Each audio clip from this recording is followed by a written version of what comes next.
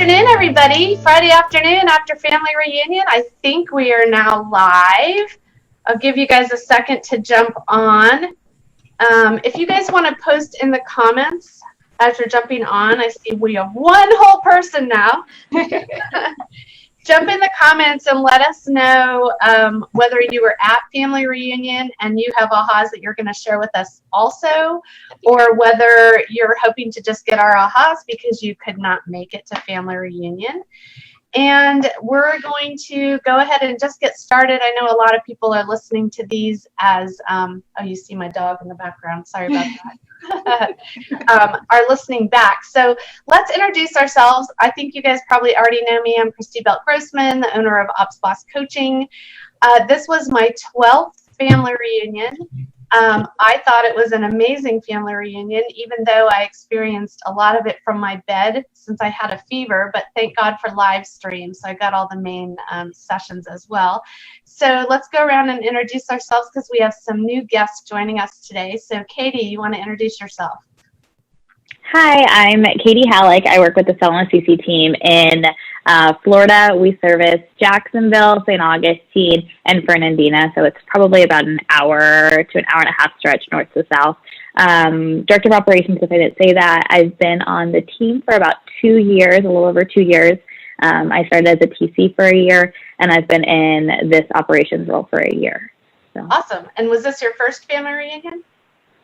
This is my second. Sorry, I went to Vegas 2 years ago, and then this year was my second. Awesome, cool. Hannah. Hey guys, I'm Hannah. I'm the CEO of Evelo Team. We serve Central Indiana. I'm also an Ops Boss coach, and this was my 4th family reunion. Cool, awesome.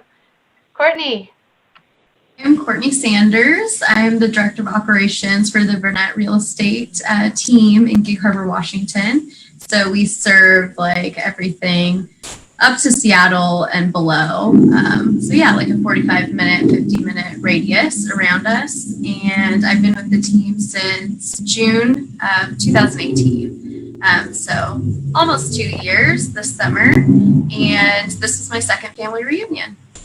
Awesome, cool.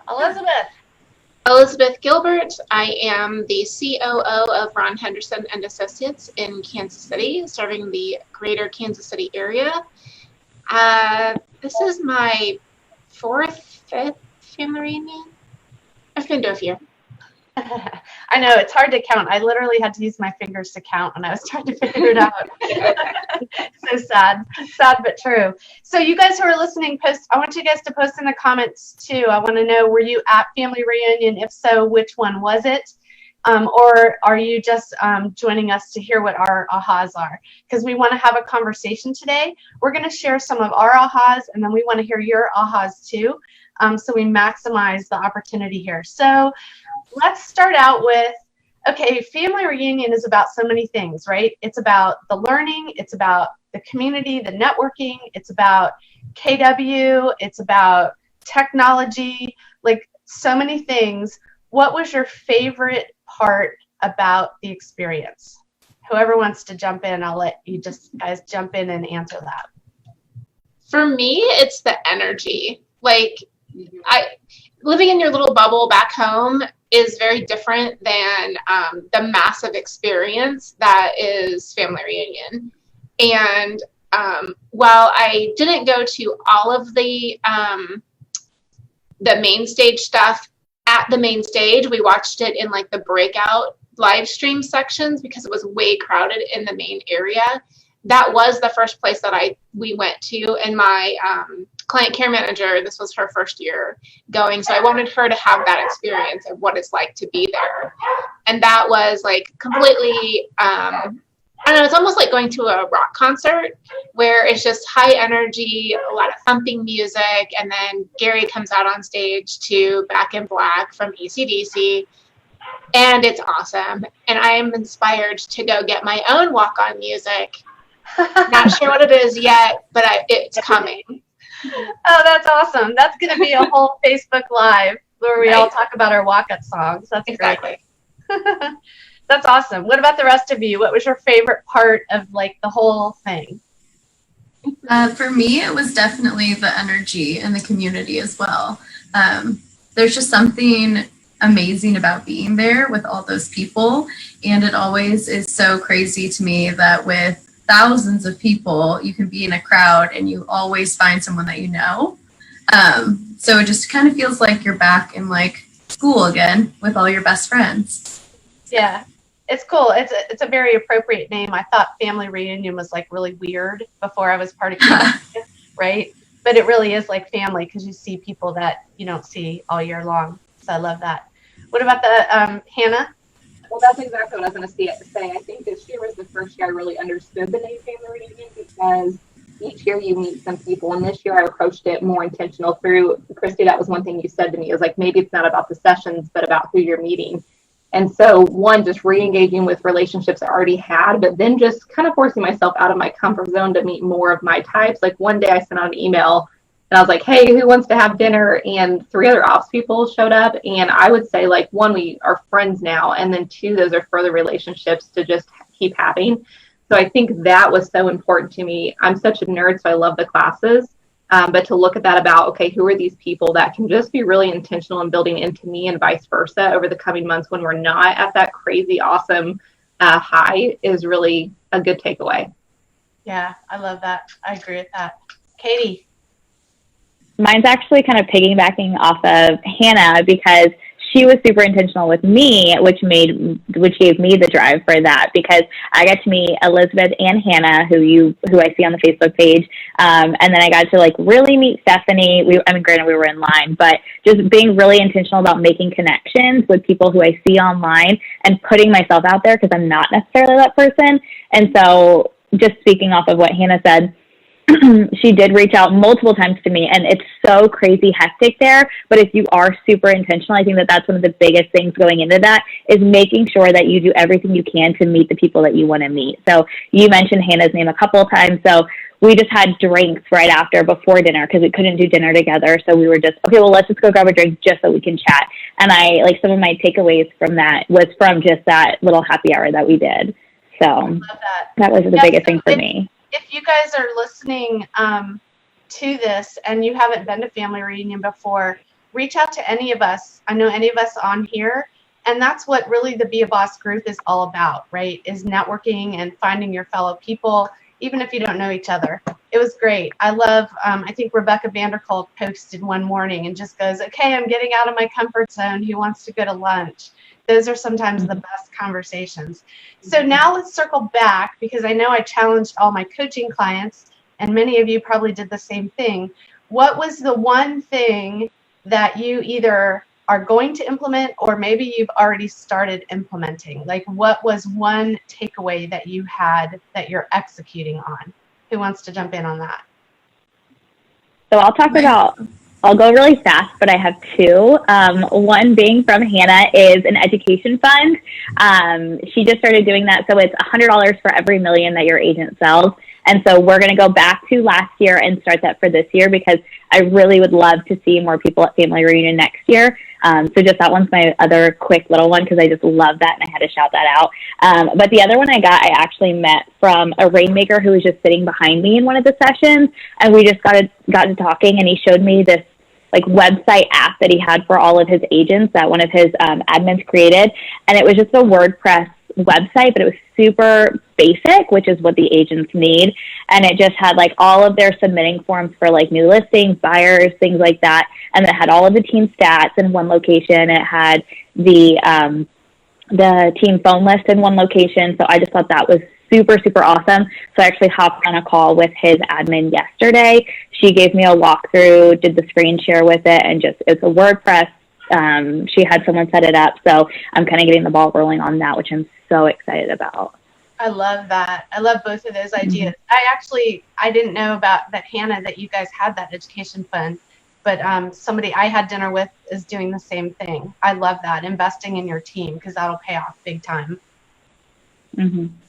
So I think mine was, and Katy, you did this, so it's funny. I'm glad we had drinks, because apparently it was really good for both of our businesses. But Katy and one other person I met with both had rolled in agents that were already in production. So we have like a fine growth goal. It's not like really a stretch for 2020, But for 2021, it's a really big goal. And when our Rainmaker rolled it out, I was kind of like, ugh, like I'm the one that has to do all the work. I'm a little stressed about this goal. And so we have all these new agents. We've been pretty successful at rolling in people new into real estate. So it's stressful to think about hiring 9 new agents by the end of the year. But through conversations with Katy and this other person, it really got me thinking. So Scott was one of them, and then Monica with Dan Holt team, they all have rolled in people.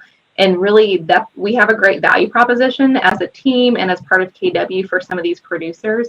And so that has changed my conversations this week. I had a recruiting call with someone that's already a year in the business and wants to double. And I'm like, I know how I can double 9 transactions to 18. We have all the systems for that, and it's pretty simple. But just for where we're targeting and what we're trying to do, that I think opened my mind up to new opportunities. Yeah, I love that. I think in talking to Scott, I forget if it was when he was on panel or at lunch, the opportunity also to buy / merge / whatever you want to call it, businesses where agents are seasoned. Mm-hmm. We won't say old, since I might be one of those, but where they have seasoned businesses and they're ready to start winding down their businesses, but they still want to make money, but they don't want to actually like close the business. Like, I love that opportunity. Huge opportunity there.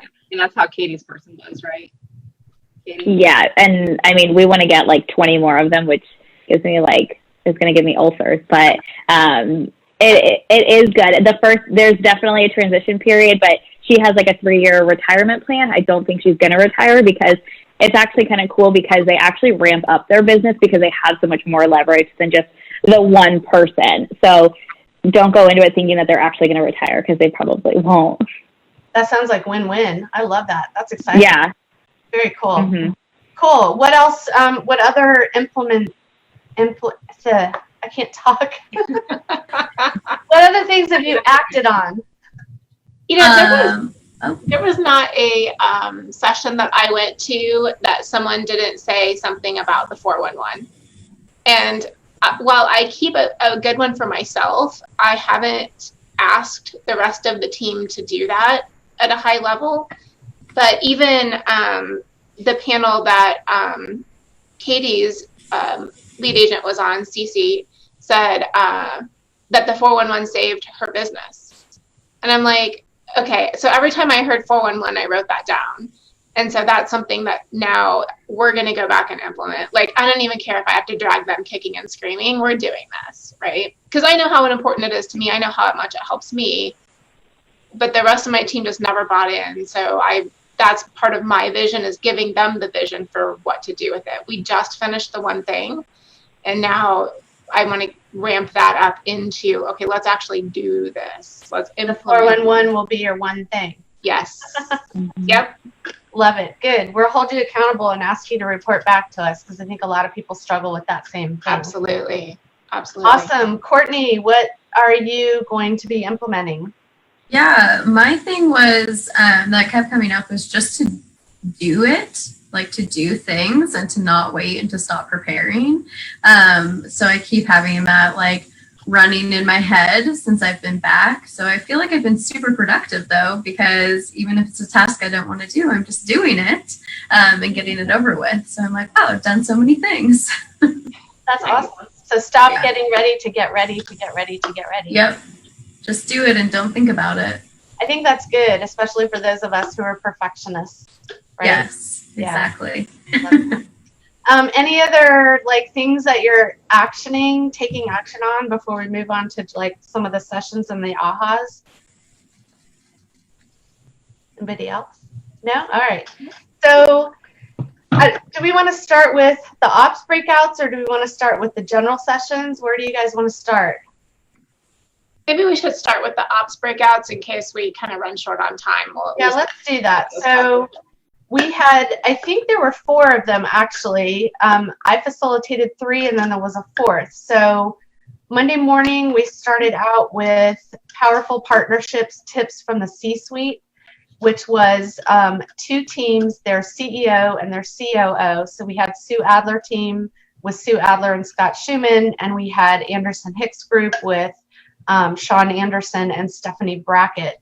Were any of you guys at that session? Because we didn't talk about who was at what sessions. And if you guys are listening, if you were at that session, post your ahas in the comments too, so we can talk about that. I was at that one. Okay, cool. What were your thoughts? What were your takeaways from that session? Me? Sorry. Kate, yeah, sorry. I'm like, I was going to I mean, I had a lot. One of the biggest things that kind of was just a moment for me was I kind of dragged my rainmaker. I don't think that she wanted to get up that early, but I told her this is the one thing I am asking of you, and she did it, which is step one, right? And so one of the moments was, I think it was when Stephanie was talking, and it was talking about, and you would ask the question to everyone in the audience, do your agents have standards that they can kind of slack on versus the admins? And raise your hand, and you may not want to raise your hand because you're sitting next to your rainmaker, but my rainmaker actually raised her hand because I didn't, because I was like, okay, I don't want her to know that like that's really happening, but like it really is. And she raised her hand. So that really gave me some clarity. Okay, she knows what the issue is. So that's step one, to like figure out how to address that. That was one of my biggest things. And then, it was Sean. Was it Sean or Scott? What's his? Sean was Stephanie's. So he had said do what's expected and then double that. So that was one of the big takeaways that I had. And then another two little, because I did a lot of quotes because I feel like that's what kind of motivates me and just is a reminder versus doing a whole paragraph of one thing that I learned. So one of them is take the feel out of the business and focus on the data, because you can't, like, if you're just coaching on numbers, and at that point it's taking the personal side out of it and it's really focusing on the performance. Okay, well, this is what I'm seeing. Is this accurate? And if so, okay, let's go from there. And then just to piggyback off of that is the politics is performance. So it's not the political, like just playing the game and things like that. It's the performance, because I mean, this is business. So I love that. Yeah, because a lot of people coach to emotion versus coaching to the numbers. So I thought that was really good. And I think that was actually Scott, not Sean, that said about double it. Okay. Scott's a big believer. Like I've heard him talk before. When he and Sue are brainstorming, they automatically, okay, let's brainstorm. They come up with an idea, and then they will automatically do it twice. How can we plus that? Okay, great. Now how do we plus that? So they're always getting things to a higher level than they normally would. I thought it was really interesting because when we talked about communication on that panel, Scott and Sue were a little bit like, we don't really disagree about too many things. Then there was actually one disagreement that they had live on the panel where they were talking about the need for additional leverage at the leadership level and what that looked like. And Sue was like, I really think we need a director of sales. And Scott was like, yeah, I'm not really sure we do. I don't know if you guys saw Facebook yesterday, but they both came out with posts that they're now hiring a director of sales. So I thought that was really funny that we saw that actual like live disagreement on stage. And I think that was a really important takeaway from that panel, which is rainmakers want the pushback from our operations people. We are not yes men. We are not yes women. They want another point of view. They want that yin yang, that bounce back, let's give and take. And yes, we can have the same values and have the same decisions and support each other, but it doesn't always look like roses, right? So I think sometimes our ops people are not as strong or confident in sharing their opinions. And I thought they did a really great job of getting that across. Did any of the other of you guys come to the morning session? I did, and I was going because I have something to kind of follow up that, Christy. So one of my big takeaways was about the relationships those people had, because I think you can have that pushback because there's love and trust in that relationship, where at the end of the day, you all are trying to get towards the same goal, right? Like Stephanie and her rainmaker want the same thing. So when she's saying no or pushing back, it's okay. And I think the other thing is oftentimes we respond in emotion. I mean, Stephanie has some great stories of some high emotion things, but we will come back to it, right? And I think that's okay because we're so passionate. I think sometimes on the ops side, we're scared or feel bad about the emotion. Rainmakers are fine with the emotion. They're very good at having that emotion. But for us to come back and say, okay, this is how it is. Like Steph and I had a big discussion about the app rollout yesterday, and I was, a little frustrated. And so today we talked about it, and we're like, yeah, we were saying the same thing. We just had to like think about it a little bit more.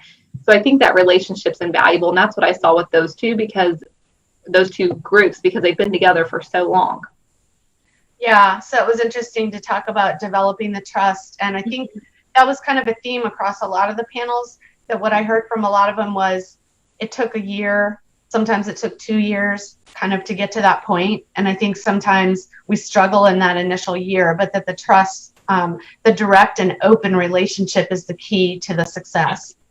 Yeah, I thought so too. I thought it was a great panel.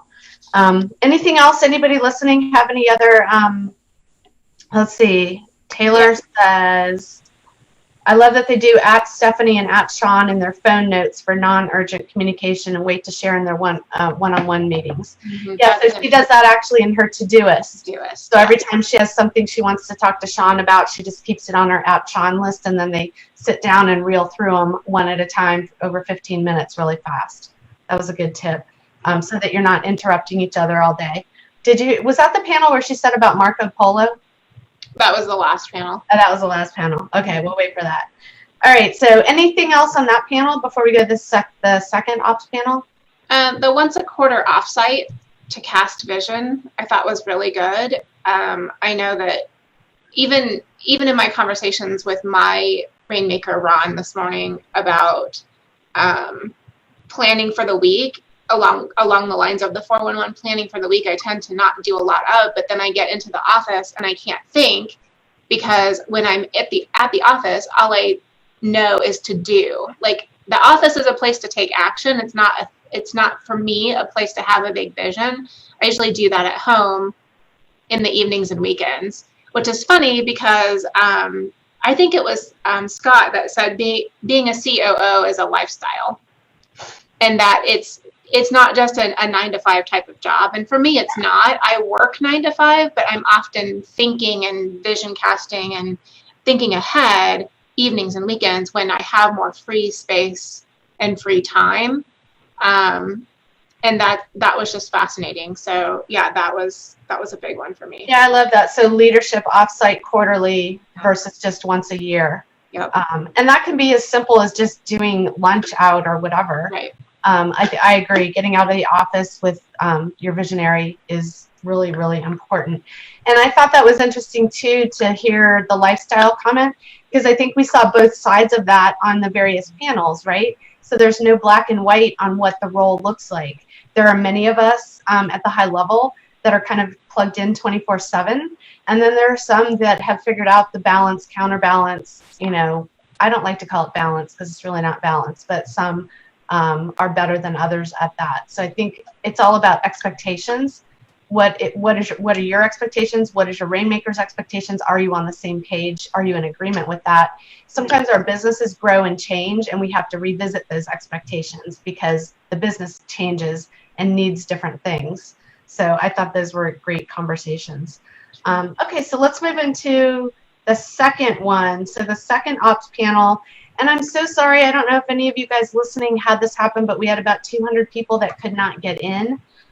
This room sold out, and it was full 45 minutes before we started. And it was really hot, so I apologize for that. It felt really good because I had a fever, so I didn't notice that it was hot. So we had build a strategic partnership. Remind me, on this we had, I believe, Amanda Dahl, Scott Bluth, Monica Keltz, and Hallie Warner. Hallie. Yeah, I thought this was an awesome panel. So this was very similar questions to the morning panel about building a relationship with your rainmaker, but it was from the operations point of view. So who wants to start with any ahas from that? And if you guys are listening, let's hear your ahas in the chat. For me, it was always have an opinion and never be indifferent.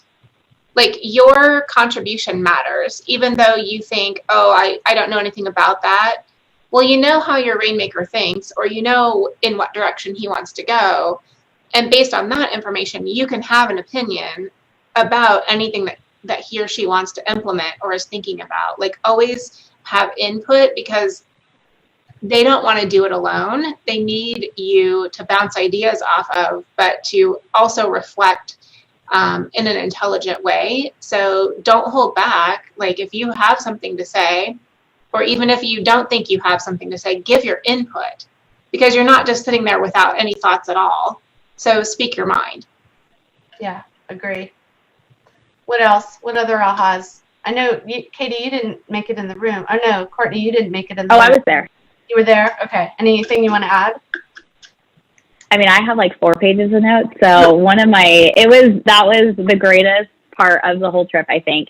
And I'm sorry, Kourtney, you couldn't make it. I feel so bad saying that, but it was so good. So if you're listening, I'm working on getting the recordings, by the way. I'll be sharing those out. So look for that if you didn't hear it. Okay, Katie, I think my biggest thing was from Amanda, and I actually reached out to Amanda afterwards, and I'm going to go down because she's only a couple hours away from me, so I'm going to go down and chat with her team one day. But one of the biggest things that she said that really resonated with me, because I feel like she has the same relationship with her rainmaker that I have with mine to a point. We're both kind of very candid and things like that with them.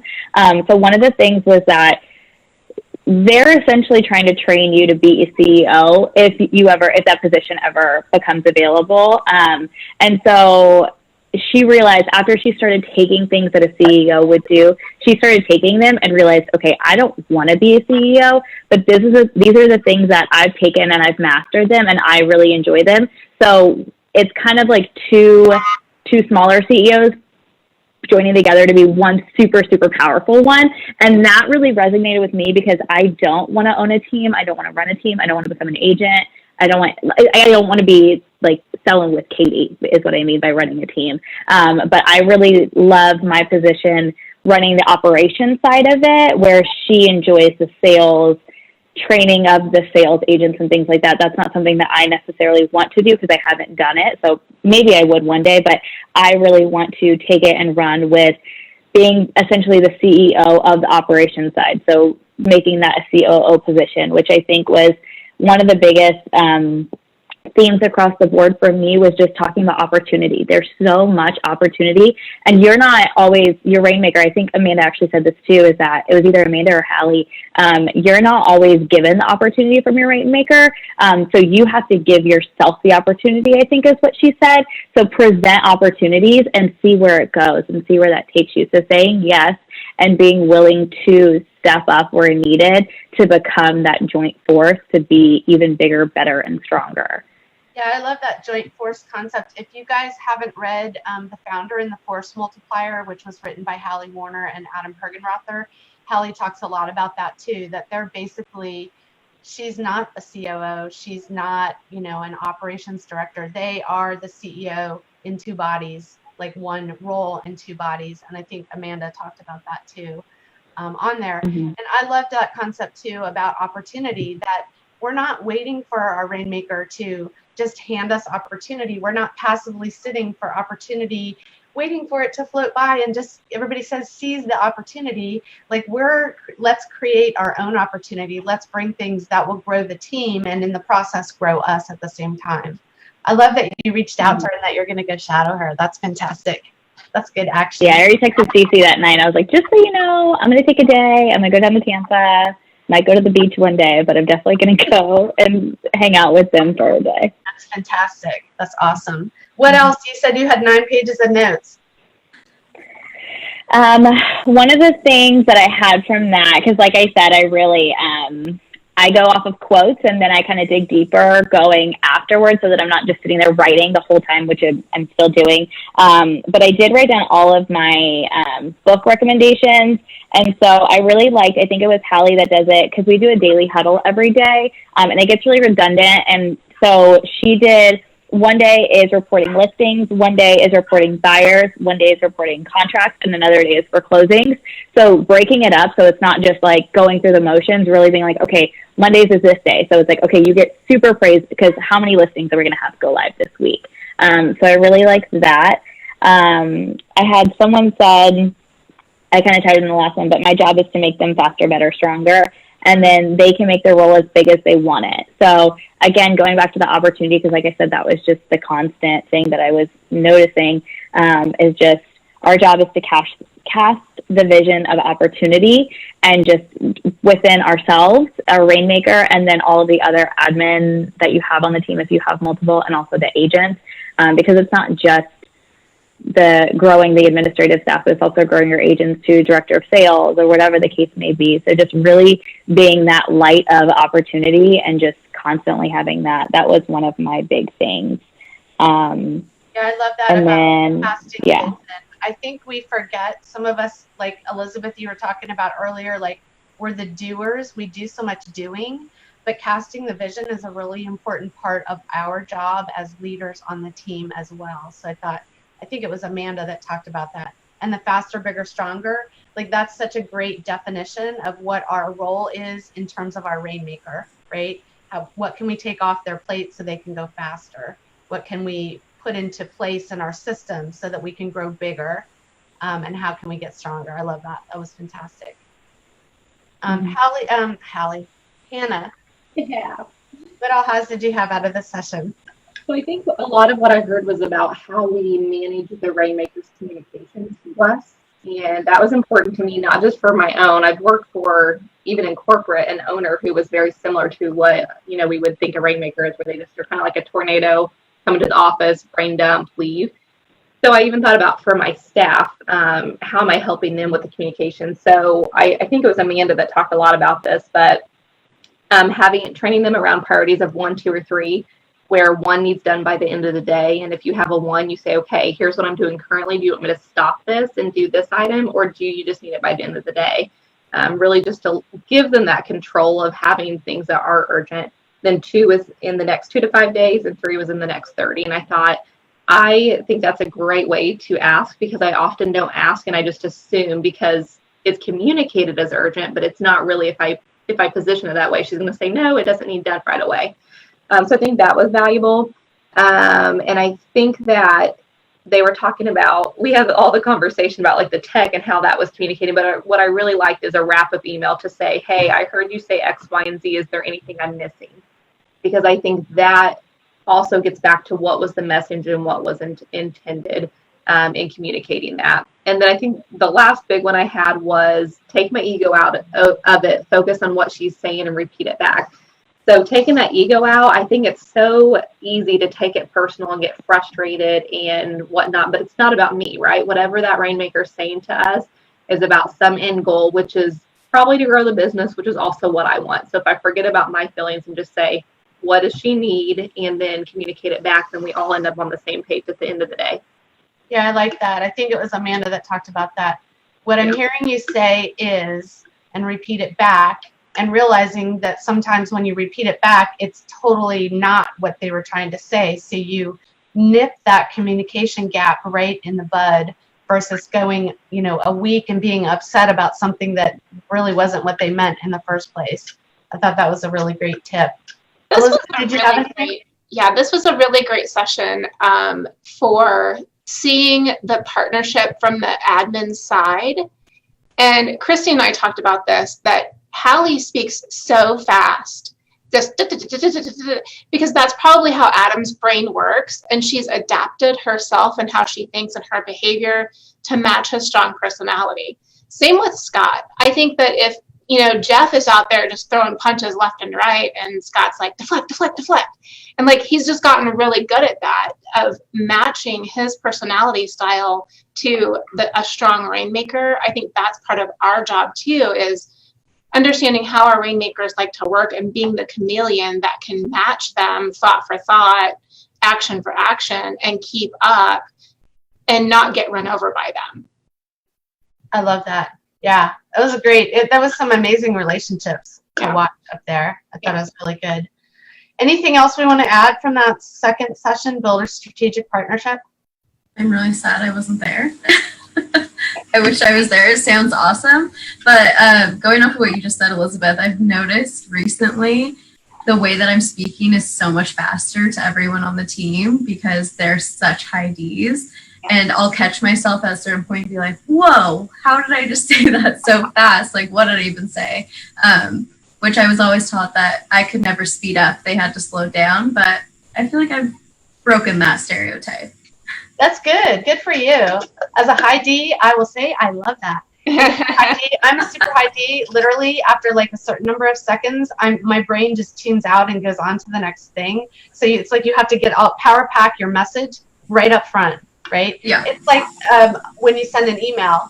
If you send an email and it's going to have an explanation and you need one thing from the person, before you send the whole email, if you put at the top, action needed, send me this, and then you type all the rest, because they probably won't read the rest anyway.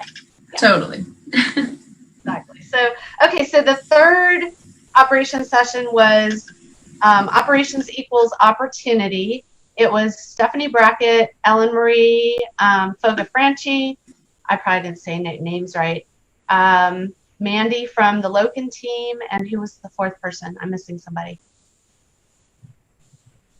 You're muted all of a sudden, Hannah. Anyway, no. Who went to that, and who wants to start with your ahas? Who went? I was there. Elizabeth, you're the only one? Okay. Hannah was there. That one. But we can't hear her. No, we can hear her. Say something, Hannah. Oh, weird. Yeah, you're unmuted, but your mic is not turned on for some reason. Well, do. I'm going to go out and come back in. Yeah. All right, so Elizabeth, any takeaways from Ops Equals Opportunities? Yes. So Mandy said my clients, that she's a listing partner and she sits side by side with an agent who takes a lot of listings. And she doesn't say his clients or the team's clients. She treats them as though they are hers, which to me says that she owns that job 100%. That she is fully responsible no matter who brought the business in. Those are her clients too, and she's going to take care of them. And I love that. And it may have been the Loken group that does this. It's an opportunity map instead of an organization chart.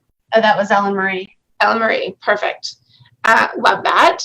I think that's beautiful, and because people can envision themselves in the different seats when it's an opportunity instead of just an organization chart. Yeah, I love that too. The weekly wrap-up email, what do we need to start doing, stop doing, or keep doing? And what do you need to tell me?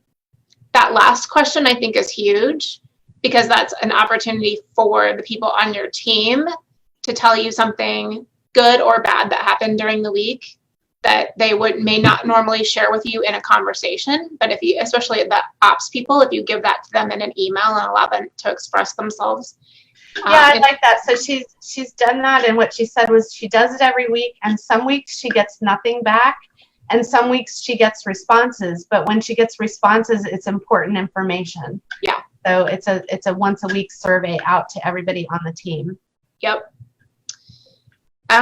Don't text a to-do item. I think this is the one where Stephanie said that she asks her agents if they want her to do something, they need to email it to her, because she gets her inbox to 0 4 times a day. So if you want something done, you got to email it to her. You can't text it to her because it might not get done. You can't say it in passing because it might not get done. But if you email it to her, it will for sure get done. Yeah. I love that. Yep. Can you hear me now?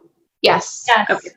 So I've already implemented that one. That one stuck out to me really big, because when I came over to real estate almost 4 years ago, I wasn't using my phone for texting for work. And so it's like, then you have two places you're checking all the time. And once it's opened, like I'm copying and pasting it to email most of the time anyways.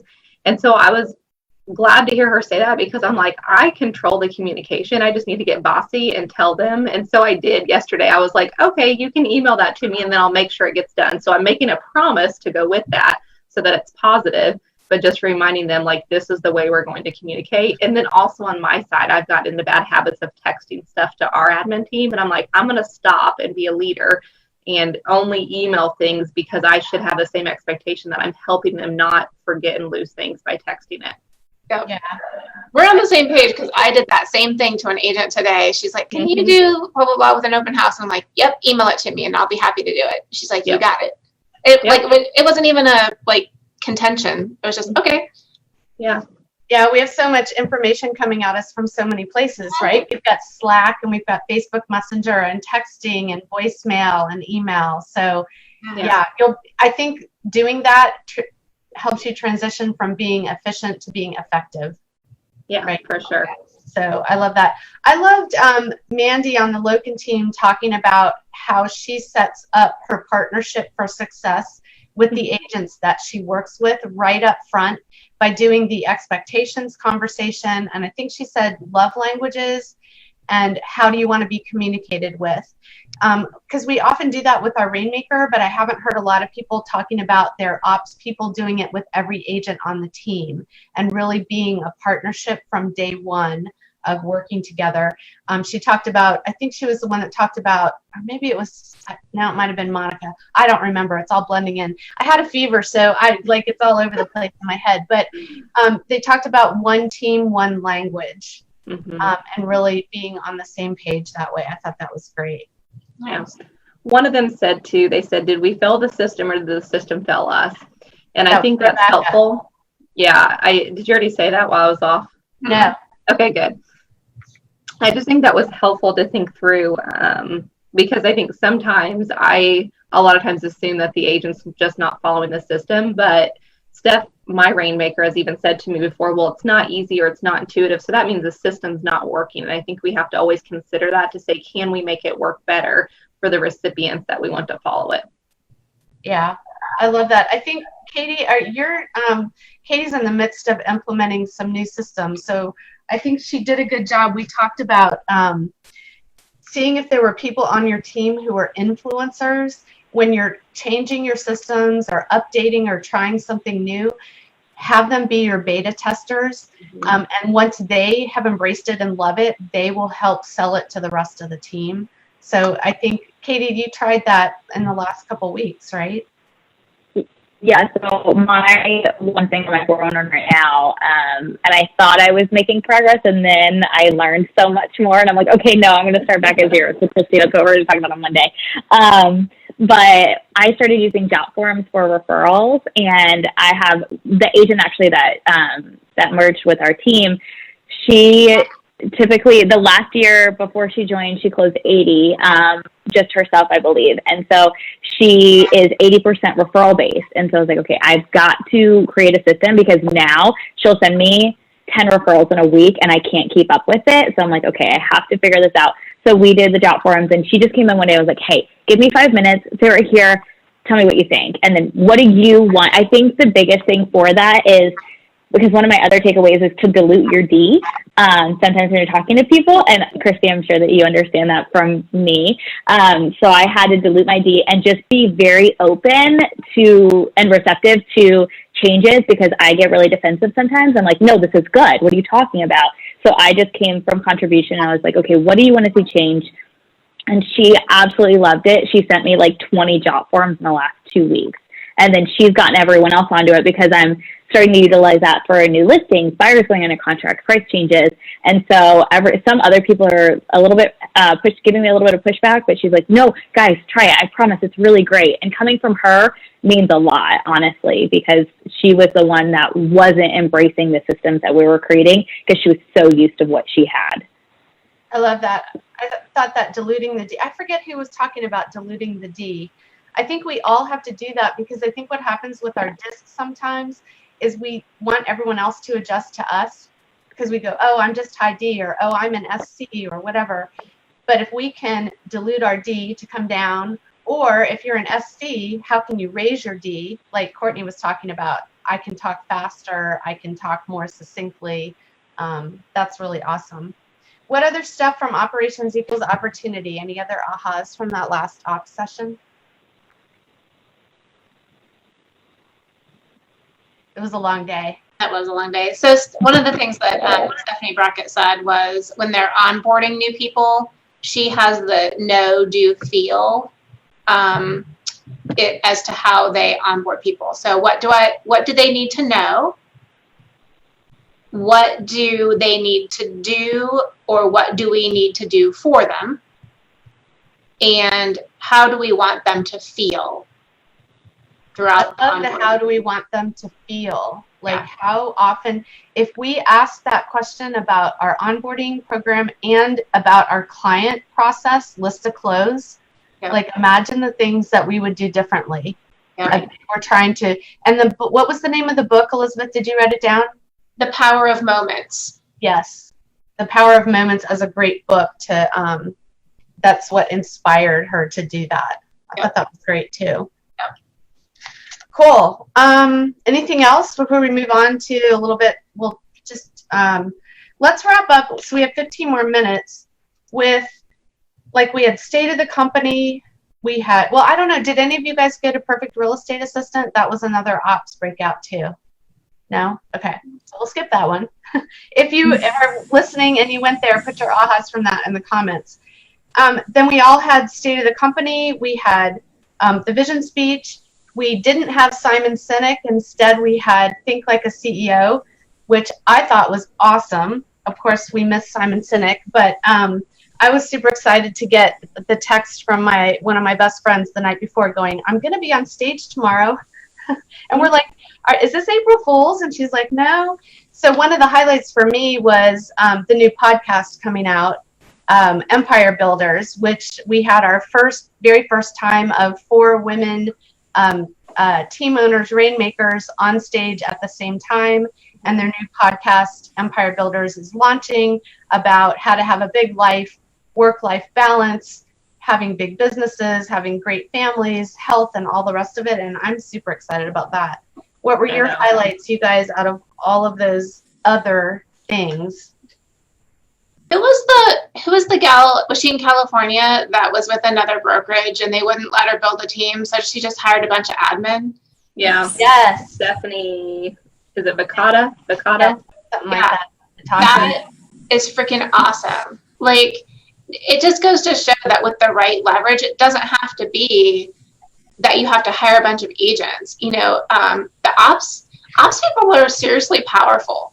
And for that many people just to run the back end of her business and just for her to be the face and be the boots on the ground was like, kudos to her. That's killing it. Yeah, I think she said she had 6 ops people. I, of course, immediately looked them up and invited them to join us. Good job. What other highlights? For me, I really liked when Gary was talking in State of the Company. He said, like, this will be the worst that's ever been, when he was referring to technology. And that was just so, like, nice and refreshing to hear. I mean, it's applicable to, like, ops all the time, because I feel like there's sometimes where you're, like, so struggling to, like, make a system work or to, like, get through with your agents. But if you remind yourself, like, this is the worst that's ever going to be, like, we're going to launch off from here. It's kind of like Elizabeth and I have talked about, like, the check mark. Like, we're going down and then we're going back up. So I thought that was great. And just, like, all the technology that Gary and the team is working on is amazing. And we're just a part of something so big. Like, we forget about that when we're here, like, in our offices or, like, back home. And then you go to something like that and you're like, wow, like, this is such an amazing company. And we're all doing so much and everyone's so driven. And, like, lives are changing in so many ways. So it's just always eye-opening. Totally. Yeah. Katie or Hannah, anything else? Yeah, so I'm a big nerd for the numbers. So State of the Union, I always love because of that. So some of the things that stuck out to me as it relates to maybe what we're doing. So sites per agent, the NAR average is 7.6. And I thought, you know, what opportunity do we have to help the average and or above or below that, right? So if it's an average, there's a lot of people not even doing that. Whereas if they're on my team, I want them doing way more than that. But they do that through systems, processes, leverage. And I think that's why the average is low, because they don't have that. I think the other thing that stuck out was mortgage loan defaults at 0.69%. So it's not even at a percentage. And I think that goes to show you the way we're doing business and how we're marketing and targeting is different today than it's been in years past. My husband was meeting with an investor the other day, and he's like, how about people that have defaulted on their loans? And he's like, it's non-existent. And I'm like, there's the facts. And those are things that as we create marketing pieces for our team, it's just right there. Like, let's use these numbers to say, home ownership in regards to rentals or new construction, all kinds of facts. I was just thinking like that's for a certain type of buyer, like that high C, they need to hear that. And sometimes I think we go in and we're like, yeah, it's a rough market. Well, we have facts to share, and then we have solutions around that. Yeah, I love that. I used to always come back every year for my team, and you can download that whole PowerPoint online in KW Connect and pull out the charts. And they're great for writing blog posts around where you've already got all the stats. They're great for creating social media posts. You can just screenshot them. It's good for recruiting. It's good for educating your team. It's great for educating your buyers and sellers. And we would always update our listing and our buyer presentations with all the new information. And it's like spoon-fed right there. Yeah. Our role really is not to just give the information, because the consumer can get the information anywhere themselves. Our role is to interpret the information and tell them, what does this mean to you, Mr. Buyer? What does this mean to you, Mr. Seller? Combined the information with our experience, here's what we can tell you. Because what we want to do is add value to the consumer, add value to the agent that they wouldn't have without us. Right? I love that. I'm a geek too. I love all that. Probably most of us on here, let's be honest. I know. I was like, I should have worn my glasses today. There you go. Anything else? What about, did you guys go to Inspiration Brunch or any other breakouts that were just totally mind-blowing? I went to different breakouts because I didn't make it to any of the off side of things. So the ones that I went to were, I went to an open house one with Chris Suarez, which is always great. He's also part of our region, so I've heard him speak a few times. But you always pick up great nuggets from him every time. And one of my other big takeaways was like, just do it and like stop making it complicated and trying to reinvent the wheel. Like actually follow the models and systems that other people have had success with. And he's a great example of that. Like our agents on our team really like open houses for lead gen. So that was just like, yeah, if you master open houses, you can make this a $20 million business. So like, why not do that? So that's something that we're going to be implementing. I also went to Set Goals Like a Billionaire, which was great. We couldn't get into the classroom. They were turning people away like fire marshals were, but we saw it like screencasted, and that was really great too, because it's like focus on your 411 and like what are the words that really resonate with, like what values do you hold, and do they resonate with the goals that you have set, and are you having conversations with the people in your life about what your goals are. So that was really great. I love that one. That one's a big, I think I just want to emphasize that for those listening. I think we do so much stuff at KW that's really awesome in terms of personal growth and business growth. And are we sharing that with the people that we love? Do we have buy-in from our family? Are they part of our goals? Are they supporting us and challenging us and holding us accountable in our goals, right? Are we sharing all of that? So I love that you said that. I think that's a really important thing. No, it was a big one for us because we just, a month ago, we had Craig Rieger was in town and he presented to us 90 listings in 90 days. And so our entire team went to it. And one of his big things was, okay, like make a commitment sheet about doing 90 listings in 90 days and make sure that you're talking to the people in your life who support you and that they're on board with you to do this, and like reward them too, like show them how it benefits them as well. So we all did that. We're doing like a 90 contracts in 90 days. So like a little modified, but yeah, we all had conversations with our significant others or like the important people in our lives to say like, what do you want out of this? Because I'm not going to be around and I need your support. Yeah. You know who's like the best people to hold you accountable? You guys yours aren't old enough yet. But when you have kids that are like 10 years oldish and getting up to that, ask them to hold you accountable. I have one coaching client who I had her, she had to do a video of her son telling me, like, did she do what she was supposed to be doing or not? Let me tell you, he was on it. Like, they want to hold us accountable. So I love that. That's great. What else, Courtney? And then I went to a panel on build a big team to achieve big goals. That was good. I mean, not my favorite of them. Panels can always be like hard. You never know what you're going to get into, especially when they're all agent panels. But there were some good takeaways from it. Like one of the best things I thought was like, do you want to build a business or do you want to sell houses? And so like, I've really changed my mindset in the last 6 months of I'm running a business for my rainmaker. And so it's my job to make sure that we're profitable and like moving forward. It's not just about like selling homes. So that was a good one. And then my favorite one was that. Wait, I want to build on that. Oh yeah. So many good ahas. Because I think that's really important. That was one of the things that really resonated across all the ops panels too, is I think people who are outside of real estate think of, oh, it's just real estate. It's just selling houses. Yeah. Literally, like what all the people on this call, I think probably most of us had teams or have run teams of close to $1 million or more. We're running $1 million businesses. Like that's a big deal. We're running leading $1 million businesses and growing into multi-million-dollar businesses.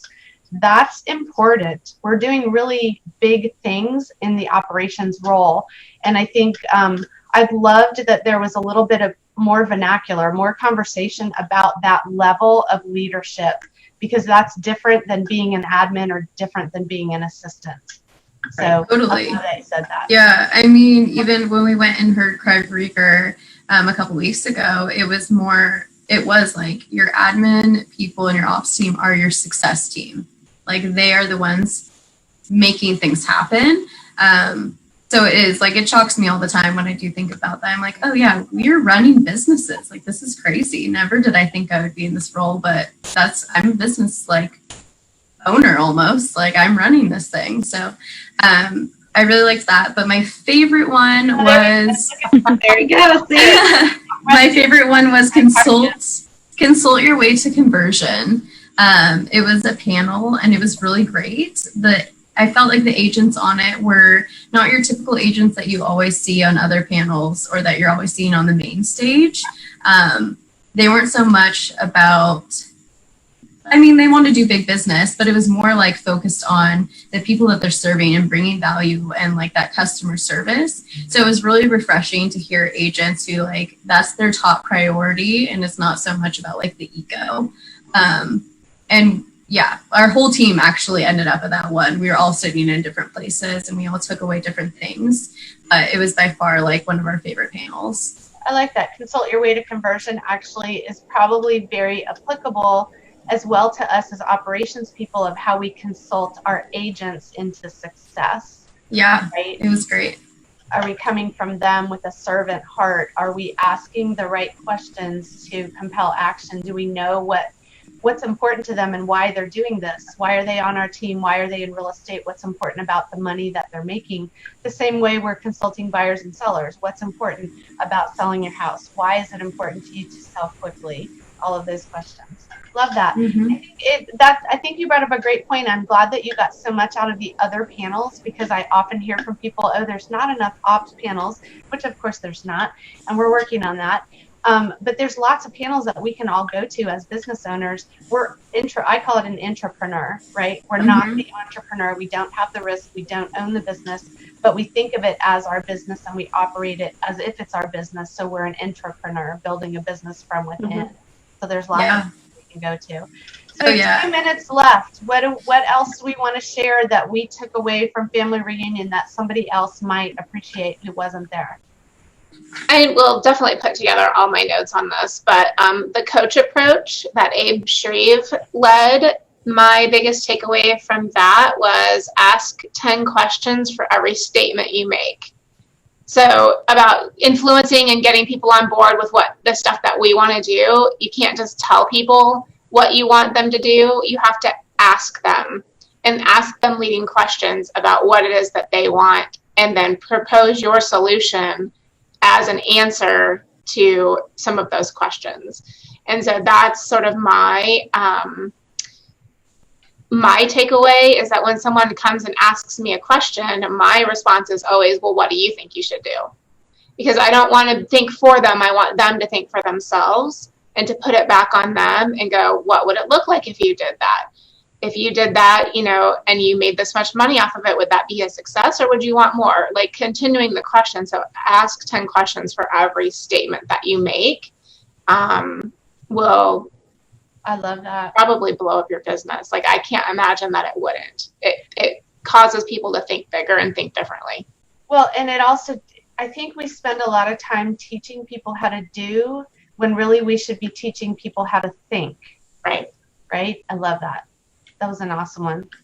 What else? Any last takeaways, ahas? I'll share one. Sorry, go ahead, Katie. Oh, no, you're fine.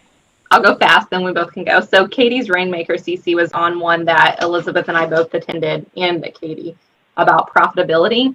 And just in summary, just something I've been thinking a lot about. We had an ops mastermind at my office in December, and we talked about P&L and controlling expenses. And I think Katie's been really plugged in with her Rainmaker. I have with mine. But I think a lot of times we ask and people are like, no, I don't see the numbers.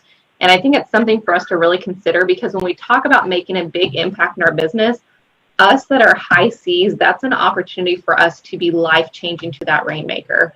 Because we love that. We like to look at every $5 expense and figure out how to get it off of the, revolving charge, and look at the return. So we talked about 4-time return for every expense. So I think that's something just for those listening to think about is, are you plugged into that area? And is that something you can ask for as a next step for yourself and to help your Rainmaker? I love that. Do you have an appointment with your money once a week? Mm-hmm. Katie, what were you going to add? So I'll go really quick on that topic. It was funny because at that I do not do good like under pressure right then, and he actually, yeah. So he was talking to Cece, and he's like, "Oh, is this your ops?" And she said, "Yes." So he hands me the mic, and he asked me, "Why do you care? Like, what made you care?" And I just rambled for a second because I had no idea what to say because it was not planned. And so then after, as soon as you give the mic away, you're like, "Oh, I wish I said this instead," because he said, "Why do you care?" And I wish my answer was, "Why wouldn't I?" Because this is the bigger she gets, the bigger I get, and the bigger the business gets, which gives more opportunity to everyone. And so I wish I just kept it short and sweet, but I just rambled because that's just who I am. And then the one other mastermind that I'll end on real quick is just the one that I went to is Grow Your Leadership and Find Your Next Opportunity. And it was really focused on growing within Keller Williams. And I kind of started where a lot of those people on that panel came from. And so a quote that she said was, Keller Williams is not about what you get, but who you become. And I started with Keller Williams as agent services for 1.5 years. I'm not the same person as when I started. I'm not the same person as when I left. I became a TC for 1 year. I'm not the same person that I was 1 year ago. And so you're just ever evolving, whether you're at Keller Williams or you're working with a team on Keller Williams, because I've been on both sides. And it really is, you just continuously grow. And now that I'm in coaching with Christy, I'm not the same person I was in December. You just are constantly growing, and it's just the opportunity. And that was really my theme for the whole family reunion, was opportunity and leadership was what I was focusing on. And I got so much on both of those categories. So I love that. That was a great aha. I didn't know you were going to see that. Thanks. That was awesome. Mm-hmm. So Elizabeth's going to put together her notes and post them up. I am going to post up the calls as soon as I get the third one from the ops sessions. And then we got questions earlier today about Ops Plus Leader Retreat. I'm starting to get messages from people. If you guys went to Family Reunion and really valued the relationship part of it and the learning and the high-minded conversations, or you didn't go to Family Reunion and you're looking for that kind of thing, that's exactly what Ops Plus Leader Retreat will be. It's Friday night social, Saturday night is business or Saturday all day is business, panels, mastermind speakers. Sunday is half a day of personal growth. And tickets will be coming out in probably April or May. So look for that. And we will have scholarship, at least one, because Amanda Dahl already has pledged a personal scholarship, which blew me away. She's so amazing. So that'll happen in the summertime. And thank you guys so much for coming on and taking good notes and sharing all your ahas. I want you guys to keep posting in the group about what you've actually implemented, because that may spur somebody else on. And thanks, and we'll see you next time. Next time, I think we're going to have Stephanie maybe give us some pointers on Todoist for those of you who are looking for a great new system. Do it. Yeah, Do it. I know. I want them personally too, because I use Brevity, but she's talked about Todoist so much that I'm like, okay, I need to learn this. So I think I have it, and both of my other admins signed up for it today. They're like, "Can I get the premium?" I'm like, "Do it. If you're going to use it, do it." We're the same way. We've had it for a few months and love it. From Stephanie. Good. She's the one that told me about it. We'll do a mastermind around that next month. And thank you guys all for tuning in. Thank you guys for giving us an hour of your time. Yeah, thank you. Thanks. Bye, guys. Thanks.